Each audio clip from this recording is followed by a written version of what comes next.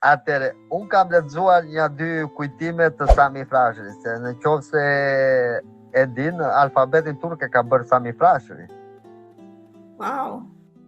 Nuk e di këtë ti. E kam dëgjuar, po nuk e dija që dinin dhe tjerët. Domethënë mund të jetë, është e vërtet. Stadiumi Beşiktaşit të Turqi ka emrin e djalit të Sami Frashëri. Po. Prandaj ke 10 milion, mbi 10 milion në Turqi akoma që akoma dhe sot flasin shqip, që kanë aty shumë. Beşiktaşi i Turqisë është themeluar nga djali Sami Frashërit. A shikon? Besoj se e di këtë. Kjo është dokumentuar. Kjo është e dokumentuar. Nuk e thua dot jo, nuk e kundërshton dot.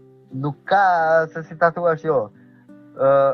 Osman, shkrimi i vjetër Osman nuk ka të bëj fare me turqishtën e sotëm. Turqishtja e sotëm ka alfabet latin dhe në qovë se nuk do ishte Sami Frashëri, ata do flisin me gishta, me shënja.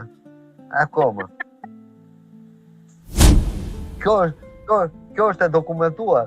Atëre, Turqia nuk populata autoktone e Turqisë llogaritet të jetë populatë pellashke. Autoktone. Ka të ardhur nga Mongolia, ka të ardhur nga zonat e Uraleve, populatë slave, po populata autoktone janë fiset e popujve të Detit. Gjithë një thot populli i vllazë shqiptar. Po, prandaj na quajnë vlezër e tjerë ata. Por,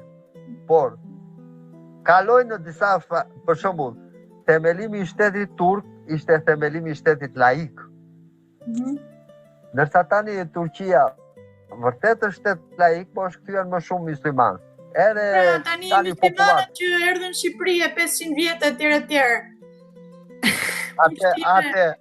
Atëre